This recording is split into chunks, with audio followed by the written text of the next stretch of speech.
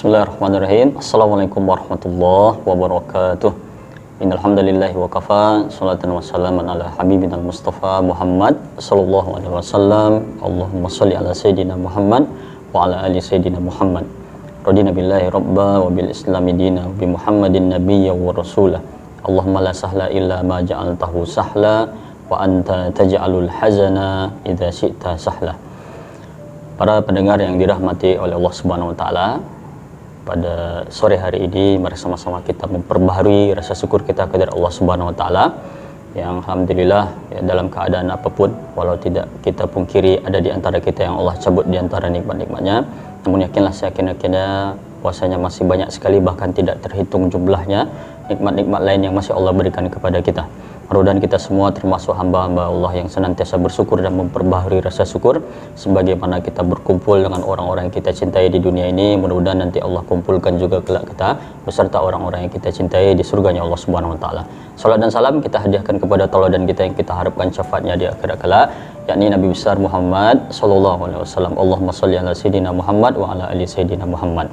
Para pendengar yang dirahmati oleh Allah Subhanahu wa taala, ya, dalam hidup kita yang sementara ini, ya, di antara sunnatullahnya ada ujian yang ya, semua kita akan menghadapinya, ya, dan ujian itu menyesuaikan dengan diri kita masing-masing yang sudah ditentukan oleh Allah Subhanahu wa taala. Dalam surat Al-Baqarah ayat 216 Allah Subhanahu wa taala berfirman, "Pada a'udzubillahi minasyaitonirrajim, kutiba alaikumul qitalu wa huwa kurhul lakum. Wa asa an takrahu syai'an wa huwa khairul lakum wa asa an tuhibbu syai'an wa huwa syarrul lakum wallahu ya'lamu wa antum la ta'lamun."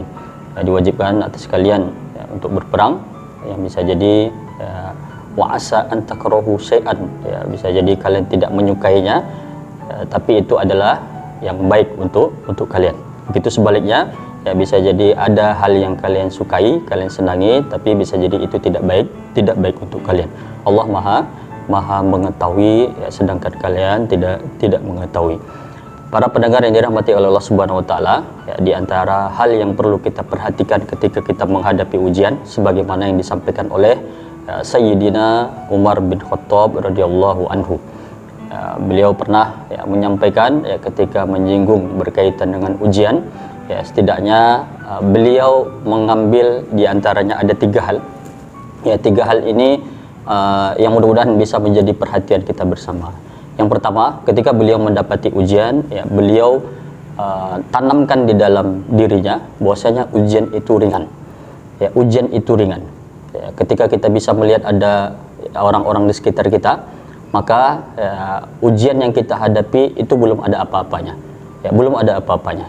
Ya, mungkin ada di antara kita yang belum menikah, ya, umurnya sudah sampai, ya, mungkin kita merasa ya, termasuk yang tidak beruntung, tapi bisa jadi ada orang yang mungkin umurnya lebih dari kita, dia juga belum menikah, ya, atau sebaliknya, atau di lain hal ada orang sudah menikah tapi belum ya, mendapatkan momongan, ya, maka ya, bisa jadi ada orang yang sudah lebih lama menikah dari kita, ya, sama nasibnya dengan kita, atau dalam hal-hal lainnya. Jadi ketika kita melihat ada di sekitar kita, ya, maka itu akan ya, menjadi perhatian kita bahwasanya ujian yang kita hadapi belum ada apa-apanya.